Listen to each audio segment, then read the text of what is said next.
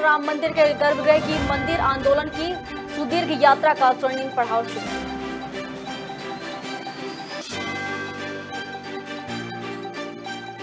MP के दौरे पर बीजेपी राष्ट्रीय अध्यक्ष जेपी नड्डा आ जाएंगे भोपाल। 2 जून को जबलपुर में है कार्यक्रम।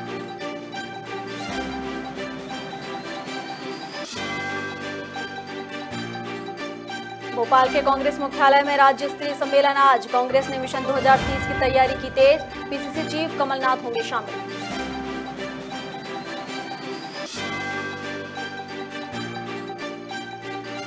बॉलीवुड गायक कृष्ण कुमार कुन्नाथ का निधन। गायक के मौत मामले में एफआईआर दर्ज। आयोजकों और होटल स्टाफ से होगी पूछताछ। और प्रधानमंत्री नरेंद्र मोदी के 8 वर्ष का कार्यकाल पूरा। सीएम शिवराज ने कहा, प्रधानमंत्री नरेंद्र मोदी नए भारत के शिल्पकार।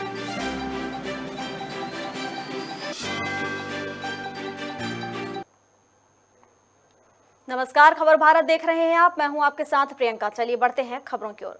अयोध्या में बहुप्रतीक्षित श्री रामलला के गर्भगृह के निर्माण के शुभारंभ के साथ ही मंदिर आंदोलन की सुदीर्घ यात्रा का स्वर्णिम पड़ाव शुरू हो गया है।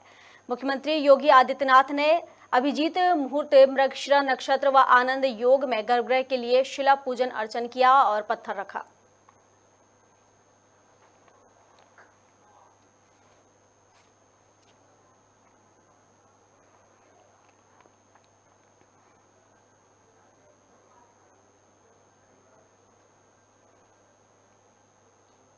बीजेपी के राष्ट्रीय अध्यक्ष जेपी नड्डा 1 जून को भोपाल और 2 जून को जबलपुर में आयोजित संगठनात्मक कार्यक्रमों में भाग लेंगे।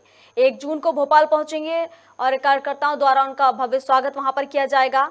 जाने का उनका पूरा कार्यकाल बताया जा रहा है कि प्रदेश अध्यक्ष विष्णुदत्त शर्मा, मुख्यमंत्री शिवराज सिंह चौहान और प्रदेश व जिले के पदाधिकारी उनकी अगवानी करेंगे। दोपहर 12:15 बजे 7 नंबर स्थित नेताजी सुभाष प्रतिमा पर माल्यार्पण कर भाजपा प्रदेश कार्यालय पंडित दीनदयाल परिसर पहुंचेंगे।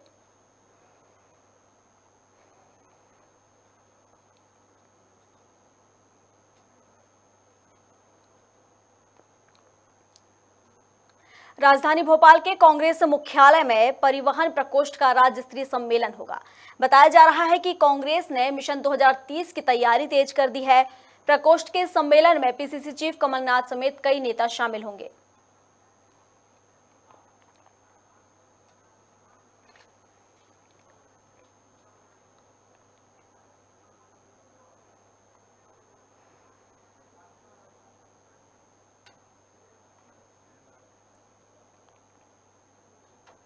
प्रसिद्ध बॉलीवुड गायक कृष्ण कुमार कुन्नाथ, जिन्हें केके के नाम से जाना जाता था, उनका 93 वर्ष की आयु में कोलकाता में दिल का दौरा पड़ने से निधन हो गया। कथित तौर पर कोलकाता के नजरुल मंच में एक संगीत कार्यक्रम में प्रस्तुति देने के दौरान गायक की तबीयत खराब हो गई थी, जिसके बाद वह होटल लौट आए और गिर गए। उन्हें रात करीब 10:30 बजे कलकत्ता मेडिकल रिसर्च इंस्टीट्यूट में ले जाया गया, जहां डॉक्टरों ने उन्हें मृत घोषित कर दिया। केके के निधन से पूरी इंडस्ट्री में शोक का माहौल पैदा हो गया है। गायक केके के निधन पर उपराष्ट्रपति एम वेंकैया नायडू, पीएम मोदी, कांग्रेस नेता राहुल गांधी ने भी शोक जताया है।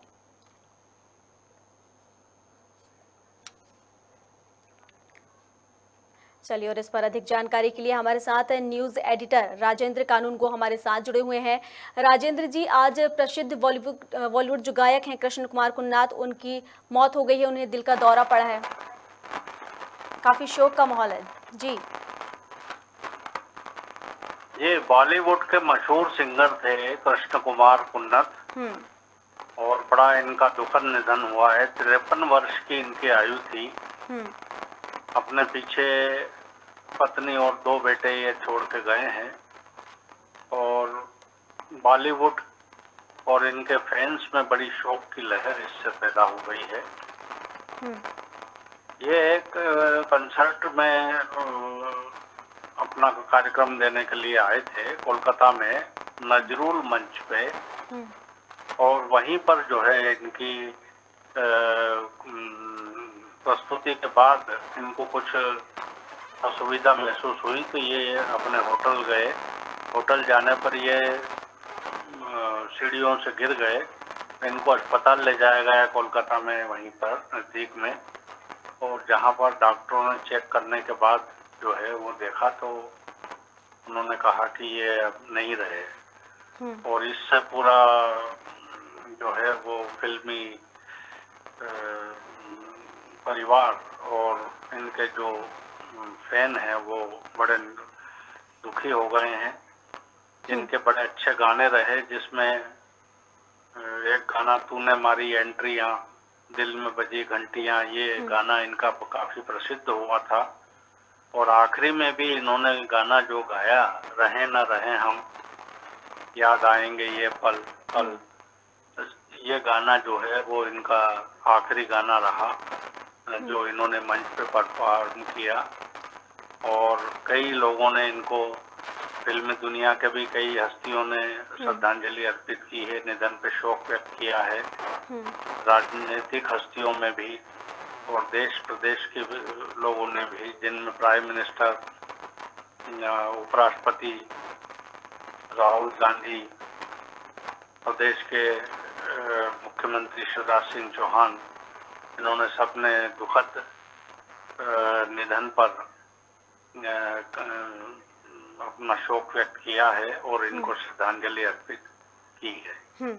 बिल्कुल राजेंद्र जी, जिस तरीके से उन्होंने लास्ट गाना गाया है, उनका जो अंतिम गाना था, हम रहें या ना रहें कल, कल याद आएंगे ये पल, इस गाने को सुनकर ही ऐसा लगता है जैसे कि वो जाने वाले थे और उन्होंने इस गाने को उससे पहले प्रमोट किया, उस गाने को गाया, और कहीं बिल्कुल सही उन्होंने जैसा गाना गाया है वैसा ही नज़र आ रहा है कि आज वो हमारे बीच नहीं है, फिल्म इंडस्ट्री में नहीं है, उनके फैंस के बीच में नहीं है, लेकिन फिर भी वो यहाँ नहीं होकर भी उनके गानों में कहीं ना कहीं फैंस और फिल्म इंडस्ट्री में आज भी जिंदा हैं। बिल्कुल बिल्कुल सही कहा आपने। वो रहें ना रहें, लेकिन उनके जो आवाज़ है, उनके जो गीत हैं, उसके माध्यम से वो हमारे साथ हमेशा बने रहेंगे, उनके फैंस के साथ हमेशा बने रहेंगे। ये उनको विनम्र श्रद्धांजलि, और ख़ास करके खबर भारत परिवार की ओर से भी उनको विनम्र श्रद्धांजलि अर्पित हम करते हैं। जी बहुत बहुत शुक्रिया आपका हमारे साथ जुड़ने के लिए।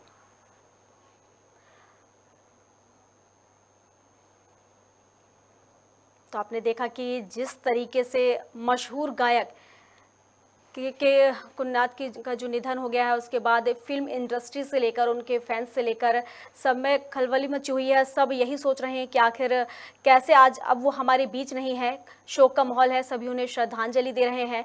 और उनका जो अंतिम गाना था वो भी कुछ ऐसा ही था कि हम रहें या ना रहें कल, याद आएंगे ये पल। बिल्कुल वो एक कल बनकर रह गए हैं, लेकिन उन्होंने जो फैंस के बीच, फिल्म इंडस्ट्री के बीच जो पल छोड़ दिए हैं वो हमेशा जीवित रहेंगे।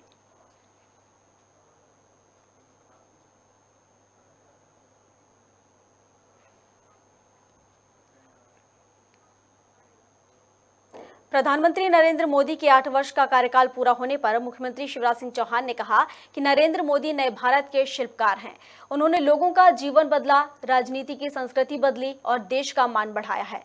मुख्यमंत्री शिवराज सिंह चौहान और प्रदेश अध्यक्ष वी.डी. शर्मा ने मंगलवार को कहा कि प्रधानमंत्री का 8 वर्ष का कार्यकाल पूरा होने पर प्रधानमंत्री नरेंद्र मोदी को बधाई।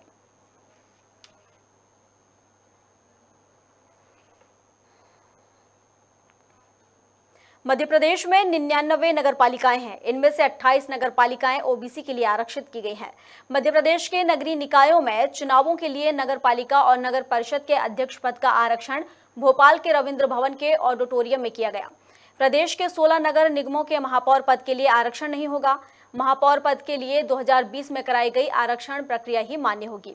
विशेष कर्तव्यस्थ अधिकारी एवं कमिश्नर नगरीय प्रशासन और विकास निकुंज कुमार श्रीवास्तव ने बताया कि नगरपालिका परिषद और नगर परिषदों के आगामी सामान्य निर्वाचन के लिए मध्य प्रदेश नगरपालिका नियम 1999 के अंतर्गत अध्यक्ष पदों के संशोधित आरक्षण की कार्रवाई की जाएगी।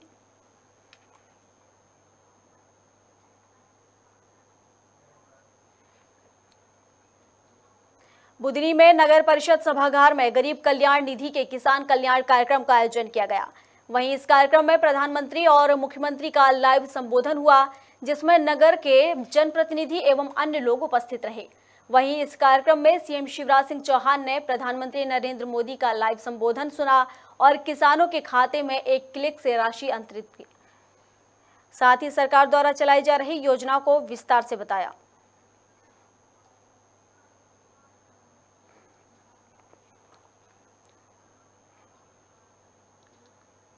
छत्तीसगढ़ के गोरेला जिले के खाद्य विभाग में पदस्थ खाद्य निरीक्षक की संदिग्ध परिस्थितियों में मौत हो गई।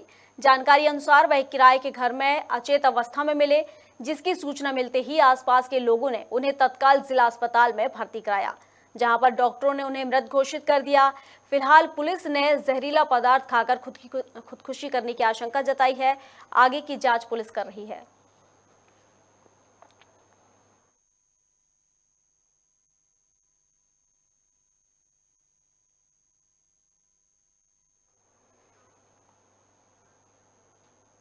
इंदौर से मानवता को शर्मसार करने वाला मामला सामने आया है, जहां गत दिवस एक आरोपी ने नाबालिग बालक के साथ अनैतिक कृत्य किया, जिसके बाद नाबालिग की शिकायत पर पुलिस ने केस दर्ज कर लिया और आरोपी की तलाश शुरू कर दी। चंदन नगर थाना क्षेत्र का ये पूरा मामला बताया जा रहा है। थाना प्रभारी अभय नेमा का कहना है कि इस मामले में पुलिस को कुछ खास सबूत मिले हैं, जिसमें सीसीटीवी फुटेज में एक आरोपी दिखाई दे रहा है, जिसके आधार पर जल्द ही आरोपी को गिरफ्तार कर लिया जाएगा।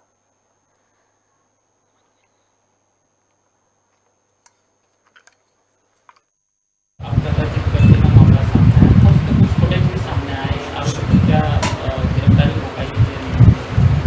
लगभग 4 दिन पूर्व थाना चंदन नगर क्षेत्र में चंदूवाला सड़क पर एक नाबालिग बच्चे को एक अपराधी द्वारा ले जाया गया था और उसके साथ अप्राकृतिक मैथुन किया गया था। इस पर प्रकरण दर्ज कर लिया गया था। बालक की सूचना पर यह बताया गया था कि उसको जो उसका आरोपी है उसको ले जाकर उसने टंकी के सामने सड़क पर छोड़ दिया था और वो वापस चला गया था। इस आधार पर जांच की गई तो कुछ फुटेज प्राप्त हुए हैं, जिसमें संदिग्ध का कुछ चेहरा और शारीरिक बनावट क्लियर हो रही है, जो जनता में देखने के लिए दिया जा रहा है, जिससे कि अपराधी की पहचान हो सके और उसको गिरफ्तार किया जा सके। हमारे सहयोगी हमारे साथ जुड़ चुके हैं। जहीन, चंदन नगर थाना क्षेत्र का एक मामला सामने आया है, जहां पर नाबालिग बालक के साथ अनैतिक कृत्य किया गया था। कहां तक पहुंची इसकी जांच पड़ताल? मैं आपको बता दूं, इंदौर में जो है अपराध जो है घटने का काम नाम नहीं ले रहे हैं। वही बात यह है कि पुलिस कमिश्नरी लागू है, उसके बाद भी जो है अपराधियों में खौफ कहीं भी पुलिस का नजर नहीं आ रहा। ऐसा ही एक ताजा मामला जो है यहाँ का अपने चंदन नगर थाना क्षेत्र का चंदू वाले रुपड़ का नजर आया, जहाँ पर 10 वर्ष के नाबालिग के साथ में जो है दुराचार का मामला सामने आया है। और फिलहाल जो है पुलिस काफी समय हो गया, उसके बाद भी पुलिस ने अभी कुछ दिनों पहले ही उसका सीसीटीवी फुटेज जारी किया है और अभी तक वो गिरफ्तार नहीं किया गया। सीसीटीवी के आधार पर पुलिस उसकी तलाश कर रही है। कब की घटना बताई जा रही है? ये घटना जो है कुछ दिन पूर्व की बताई जा रही है और यहाँ पर जो है 10 वर्षीय बालक के साथ में जो दुराचार का मामला जो बीते दिनों यहाँ पर सामने आया था, उसी को लेकर वो उसके पिताजी और उनके साथ में जो है चंदन नगर थाने में उसने FIR दर्ज कराई थी। फिलहाल पुलिस ने एक सीसीटीवी फुटेज जारी किया है, जिसमें एक आरोपी दिखाई दे रहा है, जिसे पुलिस ने पहचान जारी करते हुए उससे संपर्क करने की बात भी कही है। लेकिन फिलहाल जो आरोपी अभी पुलिस की गिरफ्त से दूर है। कुछ समय पूर्व का यह मामला है। पुलिस प्रशासन से आपकी बात हुई, क्या कहना था उनका? क्यों अब तक गिरफ्तार नहीं किया गया आरोपी को? फिलहाल पुलिस का ऐसा कहना है कि हमने सीसीटीवी फुटेज जो जारी किया है और उसकी पहचान भी कर ली है। अब जल्दी ही उसके जो है मोबाइल लोकेशन के आधार पर उसको गिरफ्तार किया जाएगा। लेकिन जो बात की जाए इंदौर में, तो इंदौर में दुराचार के मामले, बलात्कार के मामले, इस तरीके के मामले थमने का नाम नहीं ले रहा है। पुलिस इस ओर अगर कठोर कदम नहीं उठाएगी तो ये मामले संवेदनशील हो सकते हैं और मामले और बढ़ सकते हैं। जब पुलिस को सबूत मिल चुके हैं, सीसीटीवी फुटेज सामने है, तो फिर क्या दिक्कत है? क्यों नहीं कर पा रही अब तक पुलिस उन्हें गिरफ्तार? पुलिस का जो सुस्त रवैया जो है वो हर मामले में देखने को नजर आता है। ये चंदन नगर थाना क्षेत्र नहीं, इंदौर के 2-3 थाने ऐसे हैं जहाँ पर जो है पुलिस का जो सुस्त रवैया रहता है। उसमें बाणगंगा थाना भी शामिल है, जहाँ पर जो है सुस्त रवैया रहता है। और ये चंदन नगर थाना भी, यहाँ पर जो है अधिकतर जो है भू माफियाओं के कोई मामले रहते हैं तो उस पर त्वरित कार्रवाई हो जाती है। लेकिन इस तरीके के मामलों को पुलिस गंभीरता से नहीं ले रही इंदौर में। इस पूरे मामले को लेकर जो वो नाबालिग बालक है, उसके परिजनों का क्या कहना है? अब तक पुलिस गिरफ्तार नहीं कर पाई है। नाबालिग की उसकी पहचान उजागर नहीं की गई है, लेकिन उसके परिजन का ऐसा कहना है कि हमारे मासूम के साथ में अगर इस तरीके का आपराधिक कृत्य हुआ तो ऐसे आरोपियों को गिरफ्तार करके फांसी पे चढ़ाना चाहिए। इस तरीके का जो परिजनों का कहना है। बहुत शुक्रिया आपका हमारे साथ जुड़ने के लिए। जय हिंद। तो आपने देखा कि किस तरीके से नाबालिग बालक के साथ अनैतिक कृत्य किया गया, लेकिन उसके बाद भी पुलिस प्रशासन सुस्त पड़ा हुआ है। अब तक उस आरोपी को गिरफ्तार नहीं किया जा सका है।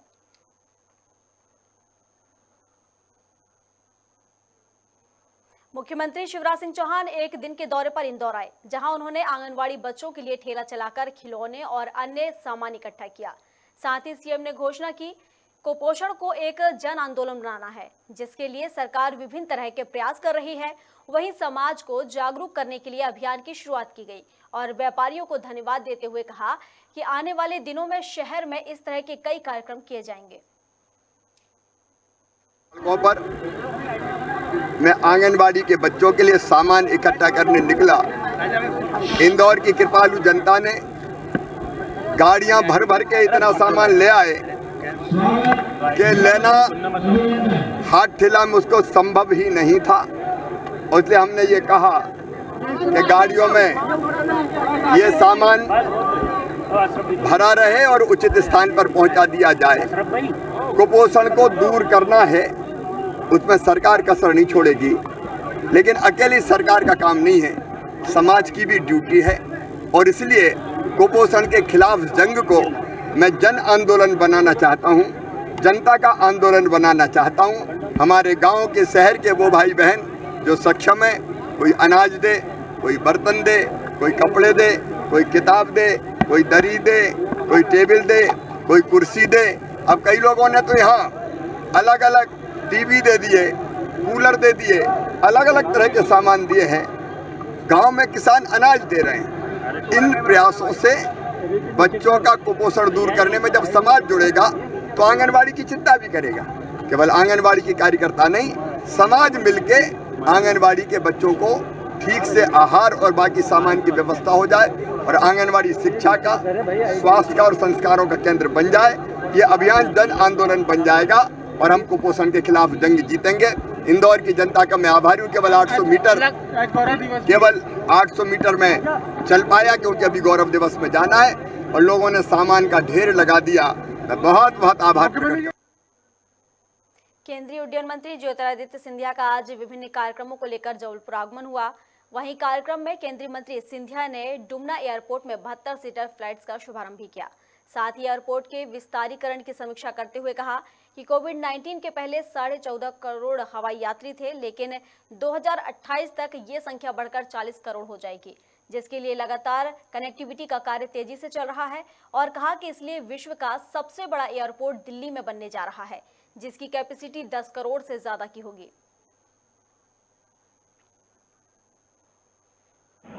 वो नागर विमानन क्षेत्र के साथ हम जोड़ें और उस तारतम्य में मध्य प्रदेश के 5 जो मुख्य एयरपोर्ट्स वो तो आते ही हैं, जबलपुर, इंदौर, भोपाल, ग्वालियर, खजुराहो, पर उसके अतिरिक्त हम लोग कोशिश कर रहे हैं रीवा को भी कनेक्टिविटी दें, बाकी शहरों को भी कनेक्टिविटी दें। जैसे मुख्यमंत्री जी ने भी कहा कि प्रदेश के बाहर कनेक्टिविटी बढ़ गई है, प्रदेश के अंदर भी हम कनेक्टिविटी बढ़ाने की कोशिश कर रहे हैं। इंटरनेशनल कनेक्टिविटी भी अभी इंदौर को हमने दी है, आगे आने वाले समय में इस पर वृद्धि देंगे। राकेश सिंह जी ने कई प्रस्ताव मेरे सामने रखे हैं, वो भी हम जल्द से जल्द संभव जितना जल्दी हो पाए उन पर भी हम लोग क्रियान्वयन करेंगे। मूल मंत्र क्या है? क्योंकि 50, 60, 70 मूल मंत्र ये है कि वर्तमान में हमारे देश में करीब 14.5 करोड़ यात्री होते थे कोविड के पहले वर्ष में, और हमारा अनुमान है कि 2028 तक ये संख्या बढ़कर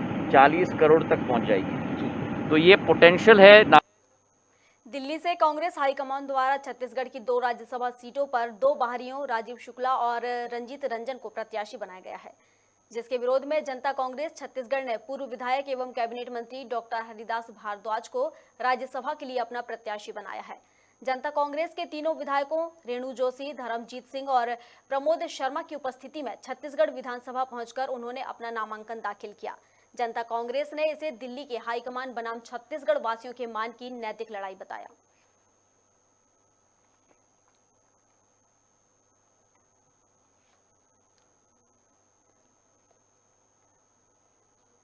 खबर भारत में खबरों का सिलसिला लगातार जारी है। अधिक अपडेट्स के लिए आप बने रहिए हमारे साथ और देखते रहिए खबर भारत। नमस्कार।